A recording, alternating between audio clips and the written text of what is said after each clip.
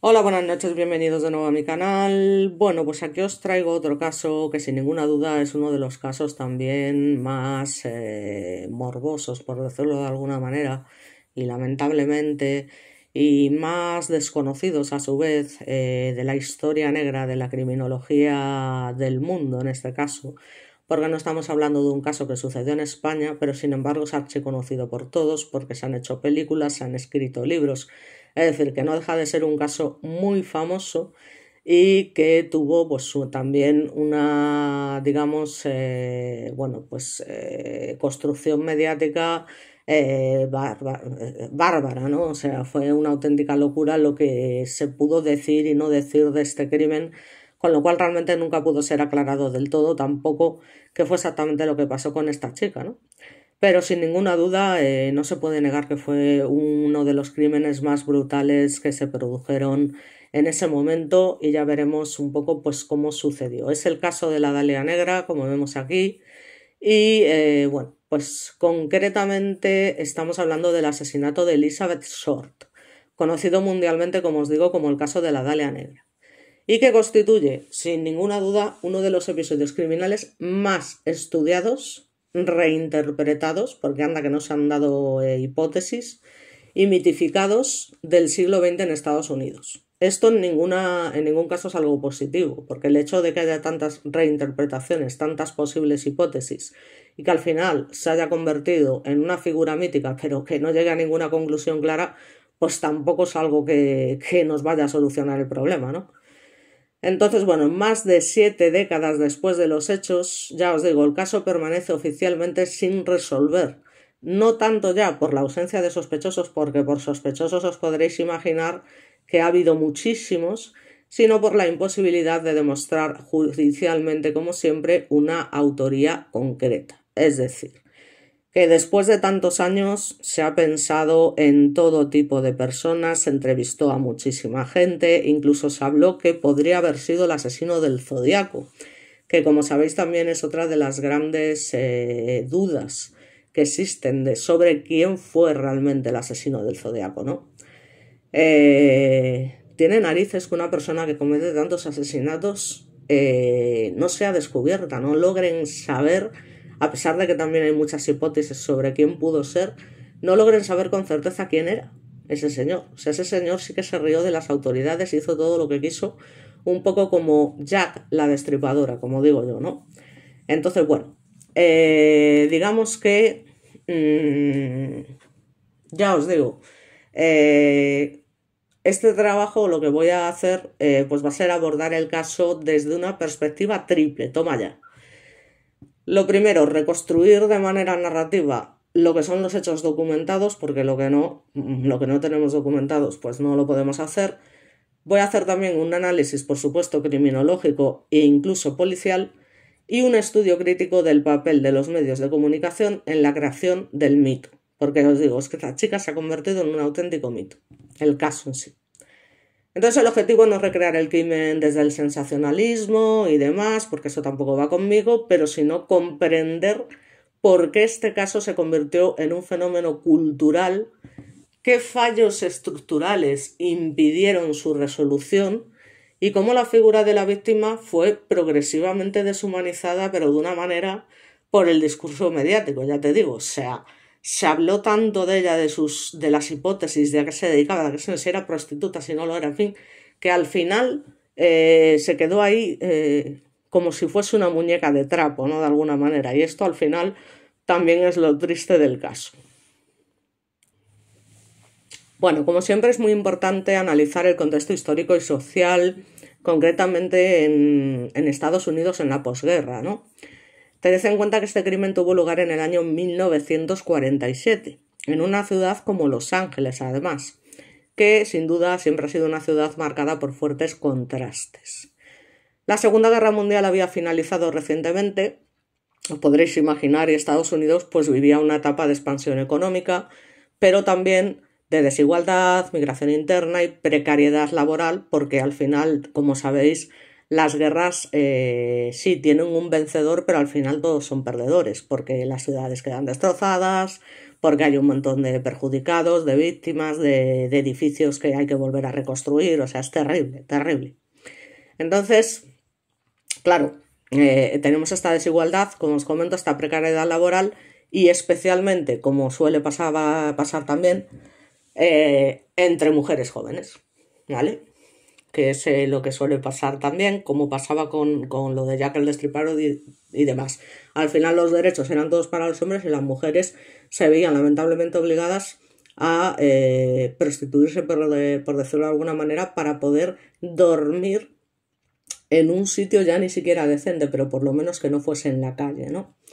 Entonces, bueno, pues Hollywood proyectaba, digamos, una imagen de glamour y éxito que atraía a miles de personas. Sin embargo, para muchas mujeres, el acceso real a ese mundo pues, era extremadamente limitado, con lo cual la industria del entretenimiento convivía con redes informales de explotación laboral, violencia estructural y marginación. Como sabemos, esto fue algo que Marilyn Monroe también se cansó de pedir, que ella quería ganar lo mismo que ganaban los hombres, que fue también una mujer adelantada a su tiempo y que probablemente esto, entre otras cosas, pues le costó la vida, ¿no? Pero ella quería igualdad en ese sentido, como es lógico, y todavía a día de hoy seguimos queriéndola, ¿vale? Seguimos queriendo cobrar lo mismo, seguimos queriendo tener las mismas oportunidades, y lo cual es que debería ser lógico y caer por su propio peso. Y debería ser una cosa que ya tendría que estar solucionada, igual que el tema de la violencia de género. Pero, lamentablemente, y veo que esto no tiene solución, desde luego a corto plazo, y a largo plazo tengo mis serias dudas. En fin, este contexto resulta esencial para comprender la vida de Elizabeth Shore y la forma en que su asesinato fue interpretado por la opinión pública. Ya sabéis el peligro que tiene la opinión pública, los medios sensacionalistas y bueno, este tipo de cosas, ¿no? Que se meten de por medio y empiezan a teorizar y a contar unas historias para no dormir, meterse donde no les llaman, en fin. Entonces vamos a ver quién era Elizabeth Shore más allá del mito. Concretamente, esta chica nació en 1924 en Massachusetts. Procedía de una familia marcada por dificultades económicas y, por supuesto, tuvo una infancia inestable.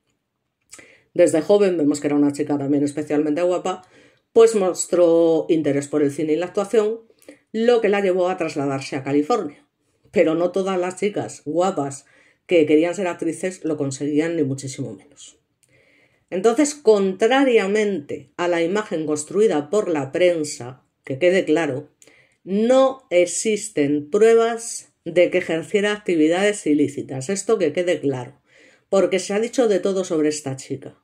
Absolutamente de todo. Como os digo, la han convertido en una auténtica muñeca de trapo, se ha dicho de ella de todo y que quede claro que no hay pruebas de esto, por mucho que la prensa se haya cansado de contar historias para no dormir.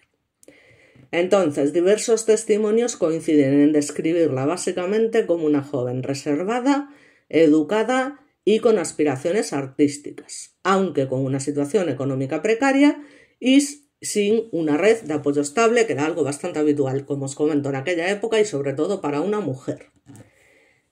El apodo Dalia Negra no fue utilizado por ella, sino que fue también creado por los periodistas tras su muerte, inspirándose en una película de la época y en su forma de vestir.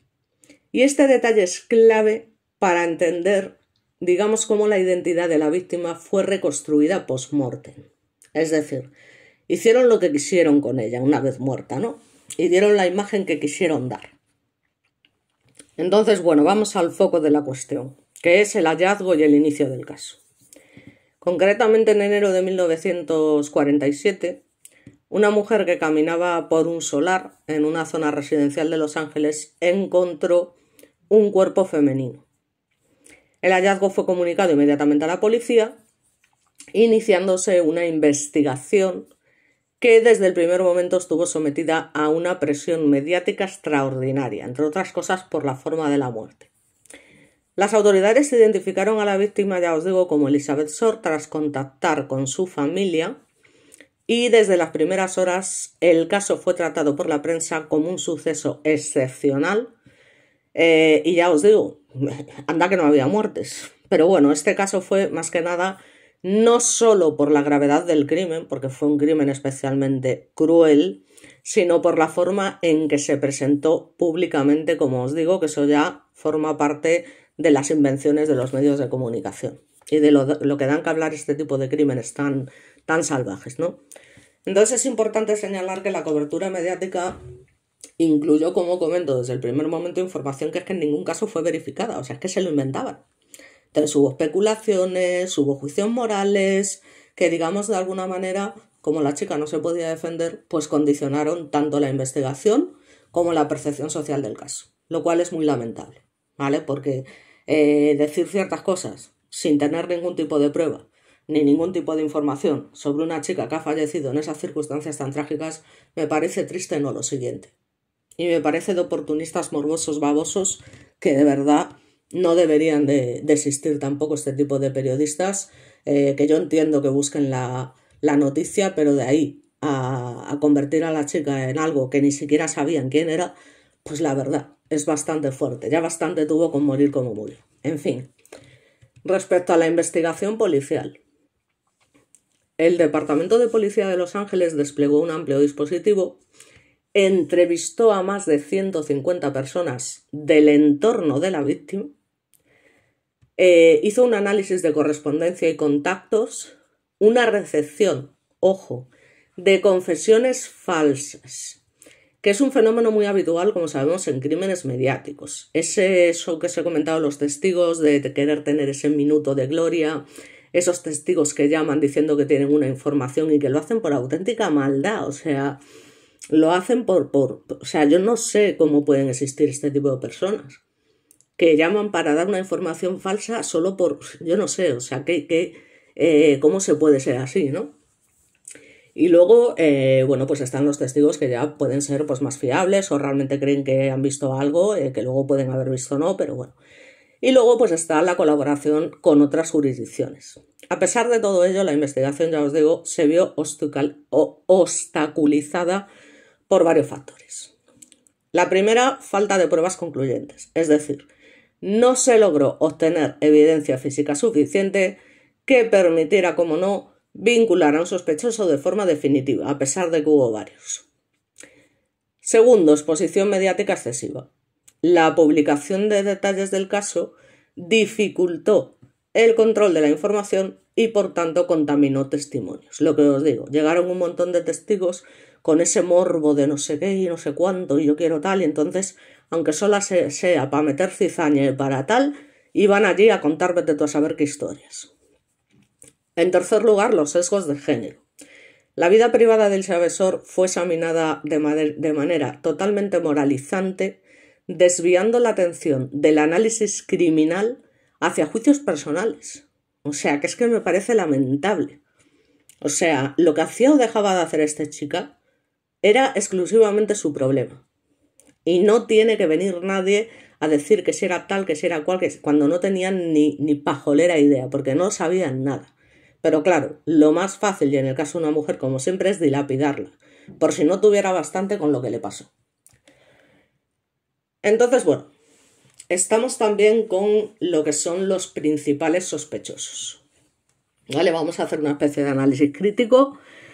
A lo largo de los años, pues surgieron, como os podréis imaginar, numerosos sospechosos, ninguno de los cuales, como ya he comentado, pudo ser procesado judicialmente por varios motivos, por falta de pruebas, porque los medios estaban ahí constantemente diciendo cosas que no hacían más que provocar confusión.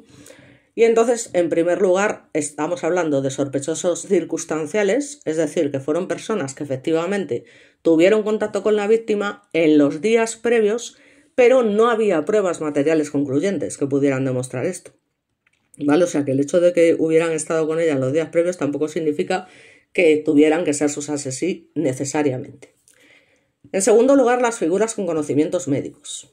Algunos investigadores, y sobre todo por la forma de la muerte de la que luego hablaremos un poquito, señalaron que el crimen parecía indicar conocimientos técnicos avanzados, un poco como pasó, ya os digo, con Jack el Destripador, lo que llevó a examinar a profesionales sanitarios. Pero estas hipótesis nunca superaron el nivel especulativo. ¿Vale? Se especulaba que por la forma de morir y demás, porque fue una brutalidad, pues que pudiera ser una persona que tuviera conocimientos del cuerpo humano. Pero ya os digo que no dejó de ser una simple especulación.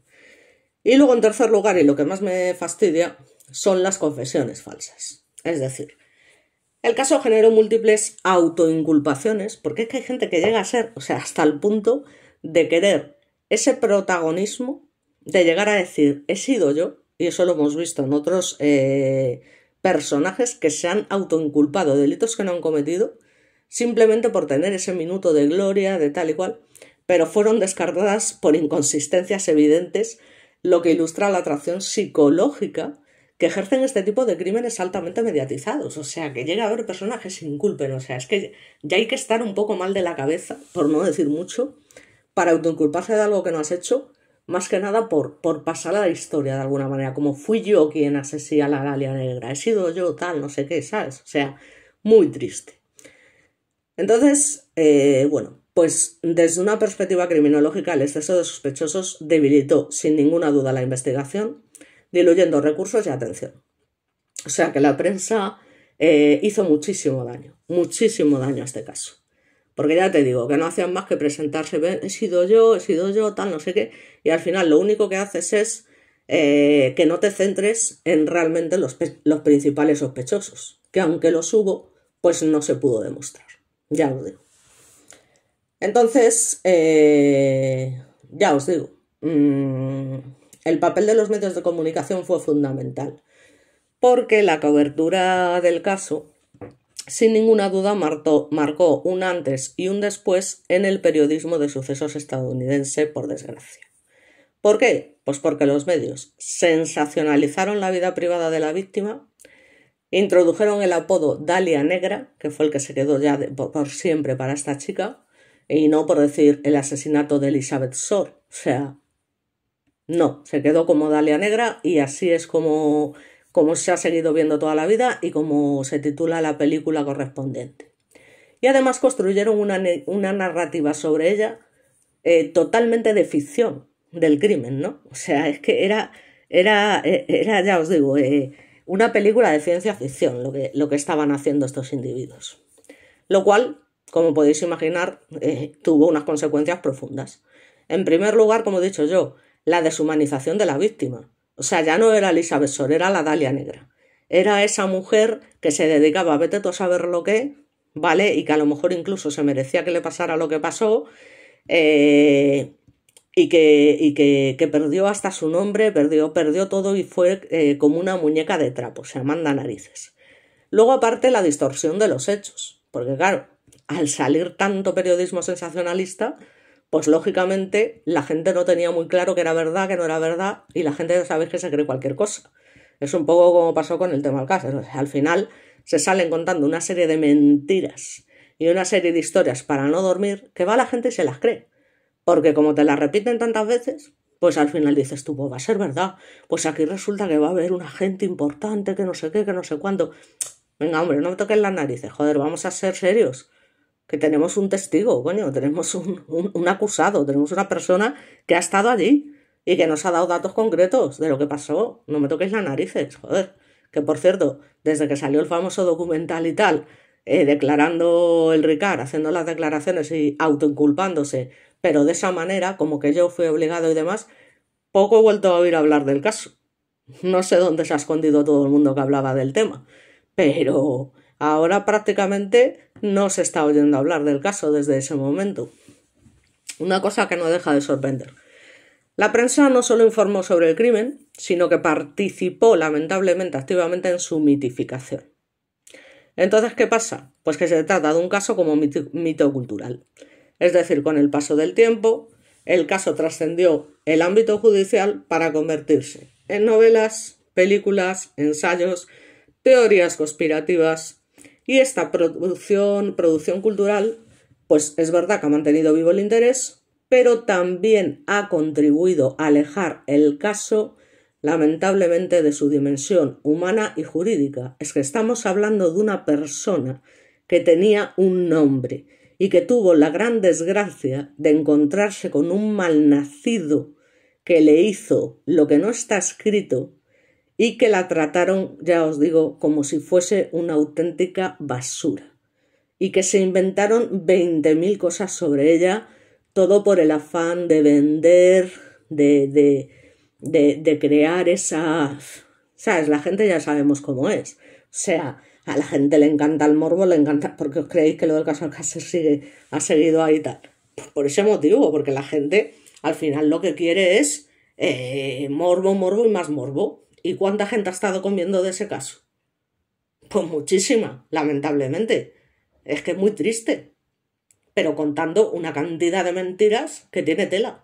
Y algunos, además, a sabiendas. Porque otra cosa es que tú te creas unas teorías que han contado otros y otra cosa es que tú mismo, ¿vale? Te inventes unas teorías o pongas el título en tu página de YouTube, ¿vale? Como youtuber, pongas un título que luego cuando te pones a ver el vídeo no tiene absolutamente nada que ver con lo que el tío cuenta.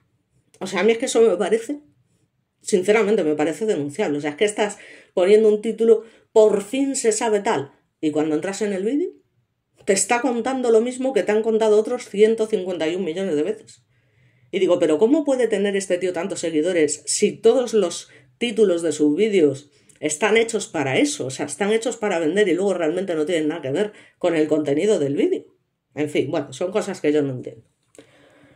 Respecto al análisis criminológico, pues desde la criminología contemporánea el caso puede analizarse como ejemplo de crimen no resuelto con una alta carga simbólica, un evidente fracaso investigativo condicionado también por los factores externos, que claro, empezaron a salir sospechosos hasta de la sopa.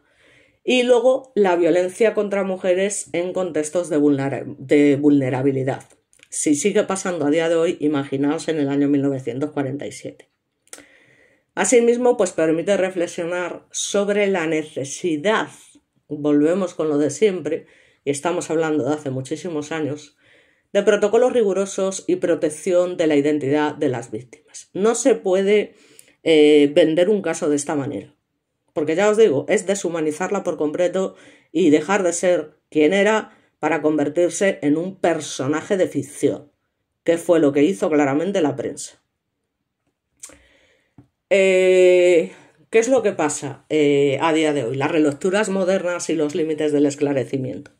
Pues bueno, investigaciones posteriores, libros, documentales, digamos que han ido proponiendo con el paso del tiempo pues ya teorías un poquito más elaboradas, pero digamos que tampoco ninguna ha alcanzado el estándar probatorio necesario, porque no lo hay, es que no lo hay. Pero bueno, sí que es verdad que con el tiempo pues hay gente que investiga, que va a las hemerotecas, que busca información más fehaciente y demás, que es lo que me gusta hacer a mí y lo que me gusta, o sea, investigar un poco por mí misma, intentar recurrir a fuentes creíbles, no dejarme llevar por cuchicheos y por cosas, o sea, tener delante... en este caso no, evidentemente, porque ocurrió en Los Ángeles, ya me dirás tú, ¿no? ¿Qué acceso voy a tener yo a lo que es el expediente judicial? Pero me quiero referir, vamos a ver si bajamos un poquito esto y cambiamos un poquito la imagen. Vale. Entonces, a mí me gusta, pues si puedo tener delante lo que es el sumario, aunque no sea completo, las declaraciones reales, pues jolín, en lugar de hablar por hablar, por lo menos intentar contar, como he hecho, ya sabéis, en el caso de Alcácer, en el caso de Macastre, jolín, con cierta coherencia lo que pasó y lo que es más factible que pasara. Y no empezar a imaginarme películas para no dormir que nos vendieron en su día las televisiones privadas. En fin. Entonces, claro, a día de hoy, pues sí, hay teorías más elaboradas, pero esto también plantea un dilema fundamental. ¿Hasta qué punto? Haceros la pregunta, ¿no? Un caso histórico puede resolverse cuando las pruebas materiales y los protagonistas han desaparecido. O sea, es que está claro que ella desapareció en el momento porque fue asesí y la persona o personas que le hicieran esto a día de hoy lógicamente no están vivas. Con lo cual, resolverse poco. Ahora, hay gente que se toma las cosas muy en serio y que realmente ha investigado casos muy antiguos y al final ha llegado a conclusiones bastante coherentes. Por lo que te digo, porque ha ido a revisar archivos policiales, porque ha ido a revisar artículos escritos, porque ha ido a revisar. Y entonces, pues al final, ya os digo, pueden más o menos elaborar alguna teoría un poco creíble. Pero claro, pruebas no va a haber, porque no sabemos ni quién fue, por qué, ni cómo, ni dónde, ni por qué ella, ni ella está tampoco para decírnoslo. Así que malamente podemos conseguir algo claro, ¿no? Incluso a día de hoy, con la cantidad de lo que ha evolucionado lo que es la ciencia forense, ¿no? Luego tenemos las consideraciones éticas. Es decir, esto exige evitar el morbo, respetar la dignidad de la víctima, cosa que no se hizo en ningún momento, y diferenciar claramente hechos de interpretaciones. Es decir, hay que ser objetivos. ¿Qué fue lo que pasó? ¿Cómo se encontró? ¿Qué fue lo que tal? Y no empezar a interpretar, no, porque seguro que ella era, porque seguro que no sé cuánto, ella. Bueno, o sea, es que me parece muy fuerte. Entonces, el caso de la Dalia Negra es también una lección sobre los límites éticos del true crime, ¿vale? Porque se ha creado sobre ella una historia que sinceramente me parece muy triste. Entonces, sin ninguna duda, el asesino de Elizabeth Shore permanece sin resolver, no solo por razones técnicas, sino por una combinación de factores sociales, sobre todo mediáticos y también institucionales, y más que un misterio policial, como digo, el caso se ha convertido en un espejo de las tensiones que existían en aquellos momentos entre justicia, prensa y cultura popular. Entonces, aquí de lo que se trata es de recordar a Elizabeth Shore como persona y no como mito. Esto es una tarea imprescindible para cualquier aproximación criminológica. O sea, es que no se puede tratar a una persona de esta manera, o sea, deshumanizándola de esta forma. Entonces, bueno, vamos a entrar un poquito más en lo que son detalles, ¿vale? Sin, ya os digo, intentar darle demasiado morbo, pero contando una realidad. O sea, porque al fin y al cabo es una realidad. Y para que entendáis por qué tuvo tanto impacto este caso, ¿vale? Entonces ya os digo, es una mujer la que el 15 de enero del año 47 encuentra el cuerpo sin vida de Elizabeth Shore, que es una mujer bostoniana que durante sus años de gloria, ya os digo, había estado intentando ingresar al mundo de la actuación, sobreviviendo como podía en una ciudad pues tan lánguida y movida como era Los Ángeles. Ya os digo, apodada por la prensa, y no lo voy a decir más, como la Dalia Negra, pues presentó al mundo la brutalidad de la humanidad por medio de su cuerpo masacrado, mutilado y dañado, el cual dejó muy poco a la imaginación respecto de la depravación de la que una persona puede ser capaz de cometer, siendo culpable únicamente la mujer de poseer una belleza singular. Sin ninguna duda era una chica, como vemos aquí, muy guapa y que tenía todas las características o las reunía todas las características para poder llegar a ser en su día una estrella de Hollywood. Pero la brutalidad de su asesinato constituyó un evento icónico en la historia estadounidense, ya os digo, siendo reconocido internacionalmente no solo por la perturbación misma del acto, sino por ser un caso que 70 años después del incidente aún no ha sido resuelto por los casos que ya hemos comentado. Entonces, como os digo, ya sabemos que ella procedía de una familia pobre con bastantes problemas, que se mudó a Los Ángeles con solo 15 años para perseguir ese sueño de ser actriz de Hollywood, pero que tuvo que, durante ese tiempo, subsistir por su cuenta. Nadie sabe cómo, o sea que todo lo que se diga que sí, prostituta, que sí, no sé qué, es que eso no es real, o sea, es que no se sabe que eso fuese así. Vale, entonces, es verdad que era una joven de una belleza sorprendente para su edad y los estereotipos de la época. Poseía ojos claros azulados, el cabello negro azabache y un rostro, que lo podemos ver aquí, de una contextura preciosa. O sea, sin duda llamativo para el sexo masculino, ¿cómo no? ella era consciente de su belleza. Entonces también sabía utilizar sus dotes y atributos para seducir hombres y así poder costearse una vida decente en donde recibía ingresos por sus salidas con este tipo de personajes sin persistir el sexo como opción. Es decir, que no necesariamente quedaba con estos hombres para eso. O sea, eso se da por hecho porque se da por hecho, ¿vale? Pero seguramente pues estaría buscando la manera de conocer a alguna persona que la pudiera introducir en el mundo que ella quería al final, ¿no? Entonces, todo lo demás son especulaciones que no tienen, ya os digo, base científica. A lo mejor sí o a lo mejor no, pero de todas maneras nadie es quien para juzgarla. Punto y pelota. Entonces, con el paso de los años comienza a tener, parece ser, pues sí, una vida libertina y empieza a actuar en bares, ¿no? En busca de una oportunidad como actriz. Pero también manteniendo un poco ese negocio de la seducción, de saber que ella era guapa y tal, intentar acercarse a hombres que bueno, que tuvieran cierto estatus, cierto tal, ¿no? Residía usualmente en hoteles y sus comidas pues eran pagadas precisamente por sus acompañantes hasta que, bueno, pues encontraba otra persona o otro hombre al cual seducir y así sucesivamente. Era como iba sobreviviendo y nadie es quien para juzgarla, independientemente de que mantuviese relaciones sexo o no, ¿vale? Eso no quiere decir que fuese prostituta, quiere decir simplemente que ejercía su libertad como mujer que era y como a uno le da la gana, punto y pelota.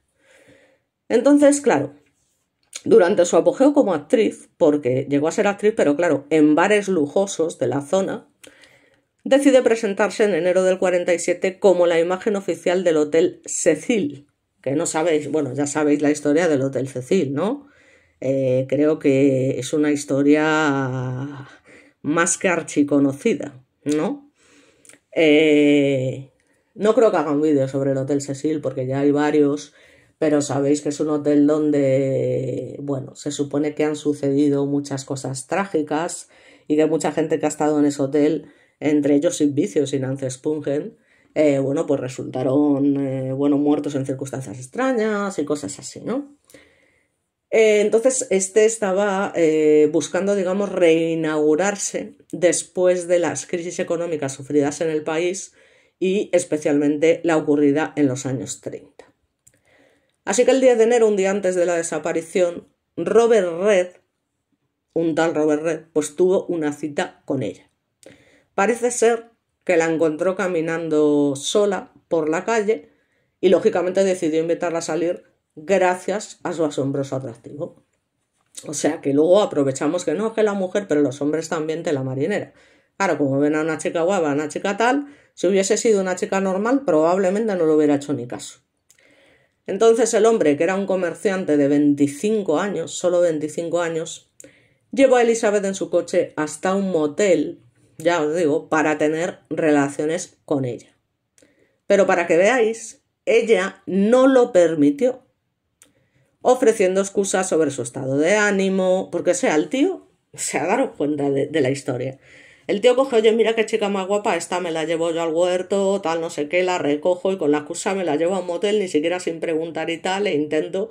Y entonces ahí es cuando la tía le para los pies y dice, oye, cuidado, que yo no he venido aquí contigo ni me he subido a tu coche para esto, ¿no? Y entonces le para los pies, le pone la excusa de que no se encuentra bien, decidiendo así dormir, pues para pasar la noche, ¿no? Por lo menos, pues, en la calle, ¿no? Entonces a la mañana siguiente, esta se despierta y le miente diciendo que debía ir a la terminal de autobuses a dejar una maleta. Lo que quería era salir de ahí cagando leches antes de que el tío la pillara por banda y la convenciese de hacer algo que no quisiera o la obligase o lo que sea. Entonces ella intenta salir de ahí cuanto antes y le cuenta esta excusa. Entonces, después de llegar a su hotel para reencontrarse con su hermana menor, pues es acompañada, ya os digo, por este chico, ¿no?, que la acompaña a la estación, y alrededor de las 4 de la tarde dejó a la mujer en el umbral de su hotel para no volver a verla jamás.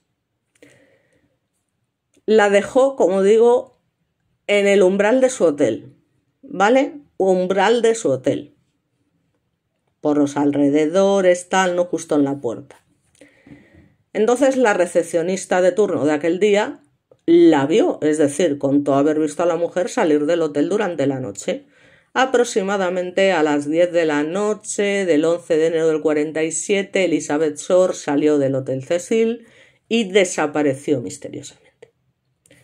No fue encontrada hasta 3 días después, el 15 de enero, como hemos dicho, cuando una tal Betty Bersigner caminaba junto a su hija por Leimert Park, el cual era pues un pastizal en el que parecía iban a haber construcciones, y mientras Betty caminaba tranquilamente por el sendero, su hija, de tan solo 5 años, pues estaba observando la zona, ya sabes cómo son los niños, mira para acá, mira para allá, y llamó la atención de su madre al mostrarle un maniquí, evidentemente tirado junto a la grava, que parecía partido a la mitad.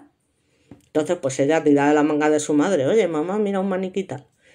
Entonces, claro, se acercaron para observar, entre comillas, el artefacto con atención, pero evidentemente la calma desapareció en cuanto Betty notó que no era un maniquí y que se trataba del cadáver descuartizado de la desaparecida Elizabeth. Así que os imagináis cómo la mujer gritó como nunca en su vida, porque tuvo que ser terrible, y tomó a su hija para salir corriendo del lugar cuanto antes y ya posteriormente llamar a la policía, del susto que llevaba la mujer en el cuerpo. Porque tenía que ser una imagen tan terrible, ya os digo, fue un asesinato tan especialmente cruel y duro, que tuvo que ser muy chungo. Entonces el caso fue todo un reto para el cuerpo policial cuando la investigación comenzó. El cuerpo de Shore se encontraba dividido a la mitad, desde la zona de la cintura, con un corte quirúrgico minucioso y perfecto.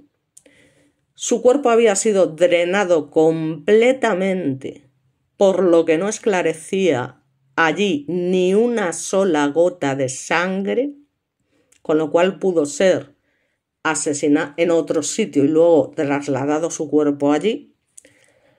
Había sido golpeada múltiples veces y amordazada en las extremidades. En fin, ahora tomad aire, como voy a hacer yo. Vamos a tomar aire para que no...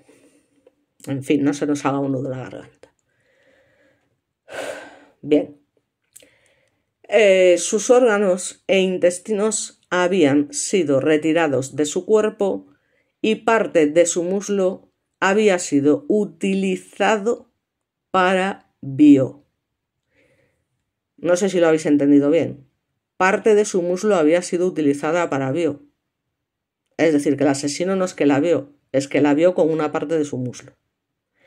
Sin embargo, a pesar de todas estas calamidades, que sin duda afectaban la sensibilidad, ni qué decir tiene, del espectador, el aspecto más aterrador de su cadáver, que es el que se ha quedado guardado en la memoria de todos, residía en su rostro. Porque en su rostro, digamos que se formaba la reconocida sonrisa de Glasgow, que es un poco la sonrisa de Joker, es decir, un corte horizontal en el rostro que partía de su oreja hacia el otro extremo recorriendo sus labios. Esta imagen tiene que ser terrorífica. O sea, yo no me quiero ni imaginar encontrarse una cosa así. Es que te quedas, imagínate la niña. O sea, yo creo que esa niña, según fue creciendo, o sea, debió tener un trauma pero de narices. Entonces, bueno, cogiendo aire, respecto de su aspecto físico, a pesar de los golpes en todo el cuerpo, el cadáver se encontraba aseado y lavado por completo, por eso digo que el crimen se produjo en otro lugar, claramente, ¿no? Por eso no había ni restos de sangre, ni había nada, y efectivamente tuvo que ser, o sí, una persona que tenía al menos ciertos conocimientos del cuerpo humano, porque ese corte, ese descuartizamiento, digamos que había sido totalmente preciso, ¿no? O sea que, en fin. Y luego lo de la sonrisa, ya hay que tener, ya hay que ser crueles y tal para hacerle eso en la cara, ¿no? Que es un poco como, te voy a quitar la belleza esa que tienes, ¿no? O sea, esa cara angélica, voy a acabar incluso con eso, te voy a quitar la humanidad por completo. O sea, hay que ser muy cruel para hacer algo así. Entonces, las uñas las tenía aseadas, las tenía arregladas, como os digo, no había ni rastros de sangre o suciedad. Su cabello sí que es verdad que había perdido su tonalidad negra, porque ya habían pasado 3 días, mostrándose de un tono rojizo oscuro, que es como se va poniendo el pelo cuando los cadáveres, digamos, pasan un tiempo, sobre todo en un sitio donde haya calor y demás. La disposición del cuerpo además era totalmente antinatural, de manera que sus brazos estaban puestos hacia arriba, formando ángulos rectos con los codos, os lo podéis imaginar, ¿no? Podéis hacer el ejercicio en casa, ¿no? Poner los brazos así en ángulo recto y demás, con los codos mientras su rostro estaba girado hacia la derecha y se mantenía, como os comento, de perfil, ¿no? A ver, yo ahora mismo estoy haciendo la posición, pero bueno, como no me gusta salir a mí misma, no quiero tal. Y bueno, pondré alguna imagen, pero tampoco se pueden poner imágenes muy tal porque enseguida te censuran el vídeo y tal, y aparte lo que os digo, tampoco me gusta tanto morbo y demás, ¿no? Aunque siempre procuro poner algo, pero luego le pongo una humareda o algo para disimular. Entonces, claro, una auténtica barbaridad. O sea, estamos hablando de un auténtico Jack el Destripador, es que tal cual. O sea, es que tal cual. ¿Vale? Vete tú a saber si no se mantenía vivo. Estamos hablando de que Jack el Destripador trabajó en el año 1888. Vete tú a saber. Pero en fin, ya sería muy mayor, ¿vale? Esa es una flipada mía. Entonces se lleva el cuerpo al proceso de autopsia y el equipo forense pues se encuentra distintos tipos de tortura. Tomamos aire de nuevo. Tenía quemaduras de cigarrillos, desgarramiento de la piel y golpes que parecían haber sido efectuados con un bate para fracturar sus extremidades. Ya me dirás qué tipo de individuo o individuos son capaces de hacer algo así. Es decir, eso es una falta, es de un psicópata de manual, pero vamos, pero tela marinera. Entonces se determinó que la causa de la muerte fue por shock cerebral debido a las contusiones de la cabeza y la pérdida exagerada de sangre. Tuvo que ser una auténtica barbaridad, es decir, murió de un palizón y de unas torturas que, en fin.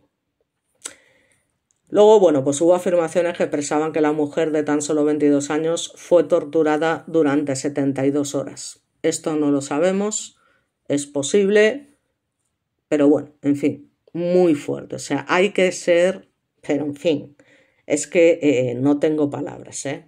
La persona que hizo esto manda, pero ese sí que era un psicópata de manual, pero de manual. Un auténtico misógino que debía sentir un odio hacia las mujeres y hacia las mujeres que a lo mejor tengan un perfil característico que no nos podemos ni imaginar para hacer semejante salvajada. Bueno, os voy a poner aquí esta imagen a la que luego le pasaré una humareda porque tampoco quiero, pero bueno, para que podáis comparar cómo le quedó la cara a la pobre mujer. Veis el pelo que ya no está completo, vemos esa sonrisa maliciosa de Joker en su rostro, la cara totalmente destrozada, en fin, yo, salvajes como estos, tío, no sé en qué momento nacieron, cómo se criaron, qué vivieron en su infancia para hacer semejante barbaridad. Entonces, claro, el caso se volvió tendencia en la ciudad, llevó a que los medios de comunicación decidieran hacer parte del hito producido por la expectativa de las personas, sobresaturando y entorpeciendo constantemente la investigación. Ya os digo, apoderaron a la difunta, como ya sabemos que no lo voy a volver a decir, y fue el nombre precedido por el estreno de la película de La Dalia Azul, que fue un largometraje sobre el asesino de una mujer, pero bueno, cambiando el color debido a la distinción de Elizabeth al vestir de negro para lucir elegante y llamar la atención. Con la influencia de los medios de comunicación en el caso, como hemos dicho, la prensa intentó seguir pistas por su parte, que ya me dirás tú quiénes son los periodistas para seguir pistas de un crimen, ¿no? De los posibles sospechosos, y un periódico local, concretamente Los Angeles Examiner, recibió unos días después de hallado el cuerpo una llamada del presunto asesino de Short. Entonces el hombre buscó que el periódico divulgara su inconformidad respecto de la investigación que habían hecho las autoridades, argumentando que no estaban haciendo bien su trabajo para dar con él, porque él era el verdadero asesino de Short. Por eso os digo que es que tiene tela lo que aún encima hay que aguantar con estos casos. Que los periodistas se pongan a investigar un crimen, o sea, es que es ya el colmo de los colmos, y sobre todo un crimen de estas características. Que lo único que hicieron fue evitar que se encontrara al auténtico culpable. Si es que se podía encontrar, porque madre mía, qué barbaridad. Entonces la prensa, desconfiada y reticente de la información, pidió pruebas al hombre misterioso y este, para comprobar su identidad, envió a las oficinas del periódico el registro de nacimiento de Short, fotografías de ella, tarjetas de crédito y una agenda de direcciones de amigos cercanos de la mujer. A pesar de haber obtenido esas pruebas contundentes, el cuerpo de investigación fue incapaz de definir y encontrar al asesino de Short. Con el paso de los días la investigación se estancó, a pesar de que la policía había investigado y descartado a más de 400 sospechosos del asesino. Por tanto, el asunto se archivó dentro del cuerpo policial, llegando a un punto de no retorno en donde se dejó a un lado como un caso sin resolver.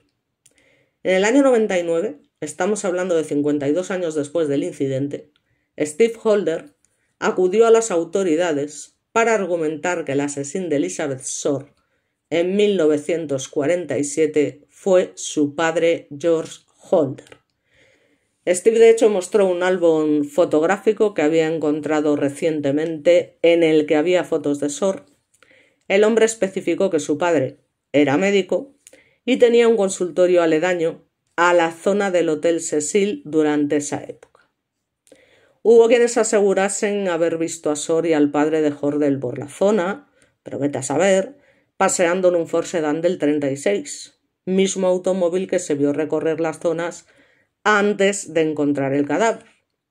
Pero no son las coincidencias de los detalles los que alertaron y motivaron a Holder a hablar, sino la forma antinatural del cuerpo después de abandonarlo, representando una de las obras favoritas de su difunto padre, que parece ser que era el Minotauro de Man Ray. Una pintura que muestra un hombre con los brazos hacia arriba formando ángulos rectos, con el rostro de perfil hacia el lado derecho. Ahí lo dejamos. Ahora ya cada uno que se haga sus propias teorías de, si efectivamente pudo ser este hombre, si fue el que la recogió, si fue, vete tú a saber, el que llamó diciendo que efectivamente tenía y presentó que tenía ahora no me sale la palabra, jolín, esos objetos de Elizabeth.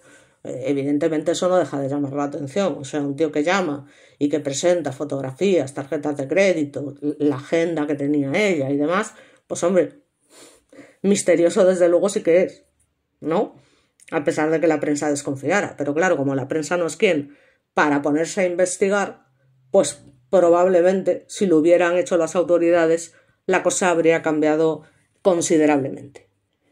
Bueno, aquí tenemos el detalle del cuerpo, lo que pasa que ya por suerte está tapado, evidentemente, porque apareció totalmente desnudo, ya os digo, y partido a la mitad, de esa manera, habiendo sido abusada sex con su pierna, en fin, o sea, qué barbaridad, o sea, lo que tiene la gente en la cabeza, es que yo no dejo de sorprenderme, y mira que veo casos y casos y casos, y mira que estudio, y es que aún así no dejo de alucinar, macho, no dejo de alucinar con ¿qué tiene esa gente en la cabeza? ¿Qué ha podido vivir para ser capaz de hacer algo así? En fin. Bueno, esta imagen quizás sea un poco fuerte, pero no deja de ser un dibujo. Evidentemente no se va a poner la imagen real. Pero esto fue exactamente como apareció el cuerpo. Podéis ver, pues efectivamente esa posición en ángulo recto, con los brazos levantados, la cabeza ladeada hacia la derecha, el cuerpo partido, descuartizado a la mitad, con los órganos, pues ya os digo, quitados y tal, de manera totalmente precisa, con las piernas totalmente abiertas, dejando a la vista todo lo que es su zona, donde, bueno, parece ser que fue torturada, ya os digo, durante varios días, con un montón de golpes y esa sonrisa tan trágica, ese pecho derecho mutilado, el pezón izquierdo mutilado, quemaduras, signos de asfixia, la boca cortada de oreja a oreja, la cabeza aporreada con un bate de béisbol, qué auténtica barbaridad, señales de ligaduras que tenía en las muñecas, el cuerpo desangrado, obviamente en otro lugar, que fue donde se produjo realmente el crimen, una herida profunda justamente en la zona superior a lo que son las ingles, como podemos ver en el dibujo, lo que es el abdomen bajo, un corte entre la segunda y tercera vértebra, un trozo de muslo seccionado y encontrado en el interior de la vagina, con la que había sido y torturada, ya os digo, parece ser que durante 2 días antes de morir, y también tenemos las piernas fracturadas con un bate, en fin, tela marinera, qué perturbado mental. Vamos a ver aquí toda la imagen completa, para que lo podáis ver lo mejor posible, dentro de lo que cabe, claro. En fin, una auténtica barbaridad, yo alucino, en fin. Entonces, bueno, en fin, os pongo esta imagen, ya os digo 2 segundos, porque es insoportable de ver, la verdad, doloroso, es jodido. Os pongo también esta otra imagen donde se ve tal y como apareció el cuerpo, pero se ve de bastante lejos para que se pueda diferenciar las ligaduras que tiene, como veis, en la muñeca. En fin, una auténtica locura. Bueno, os estoy poniendo estas imágenes que luego ya veremos cómo disimulamos para que veáis, lamentablemente, porque es que al final, no, es que el morbo, no sé qué, es que no es morbo, es que esto es una realidad como la copa de un pino. Y la cuestión es que la realidad aún encima supera la ficción, lamentablemente. ¿Vale? Yo creo que estas son cosas que tenemos también que ver, por muy duras que sean, para saber de qué es capaz el ser humano, si es que se puede llamar así. Porque como dice Rob en su canción, puta humanidad. ¿Vale? O sea, es que es así, puta humanidad. No hay nada peor. Así que nada, ya para despedirme por fin nos vamos a quedar con esta bella imagen de esta bellísima mujer que se encontró lamentablemente con un perturbado del máximo nivel psicópata más no poder, de lo que fue su entierro. Y bueno, pues lamentablemente ya no solamente lo que sufrió en vida, sino lo que todas las historias que se contaron después, como os digo, por parte de periodistas que solamente buscaban, pues lo que os digo, vender y sensacionalismo, y metiéndose donde no les llaman. Es que manda narices que los periodistas se pongan a investigar un crimen. Es que si os paráis a pensarlo es una barbaridad. Es que la cagaron haciendo eso. La cagaron. Porque lo que hicieron fue evitar que se pudiese encontrar al verdadero culpable. O sea, es que es así. ¿Y que probablemente fuera el tal Holder? Bueno, pues si su hijo lo dice, encontró fotos y demás, podría ser. Desde luego es una teoría bastante factible. Y está claro que la persona que llamó y que tenía sus fotografías, su tarjeta de crédito y su agenda fue probablemente, vamos, sin ninguna duda, la persona que cometió el delito. Y si hubiese hablado con las autoridades en lugar de con los periodistas, pues a lo mejor podríamos haber llegado a algún sitio. Entonces, bueno, aquí vemos lo que es donde descansa a día de hoy el malogrado cuerpo de esta pobre chica, Elizabeth Shore, que ya os digo, vamos a llamarla por su nombre, por favor, no deshumanicemos a las víctimas, y que ya bastante desgracia han tenido. Y nos vamos a quedar con una imagen bonita de una chica tan guapa, y con esto me voy. Bueno, perdonad, pero no podía dejar de poneros esta imagen tan realista y tan dura. Así que bueno, vamos a quedar con estas imágenes bonitas de Elizabeth, que es lo mejor que podemos hacer después de lo que hemos visto. No sé vosotros, pero a mí se me ha revuelto bastante el estómago. Fijaos qué belleza tenía realmente, ¿no? O sea, los rasgos eran perfectos y característicos de una auténtica estrella de Hollywood. O sea, era una chica sin ninguna duda preciosa. O sea, era realmente guapa. Y bueno, creo que con esta imagen ya os voy a dejar. Ya básicamente lo hemos contado todo y hemos visto imágenes terribles, que a ver cómo hago ahora para pixelar o a ver y tal.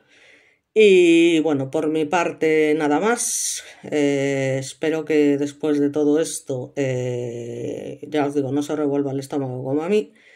Y como siempre, nos vemos en el próximo vídeo. Muchas gracias a todos y que descanséis y no tengáis pesadillas.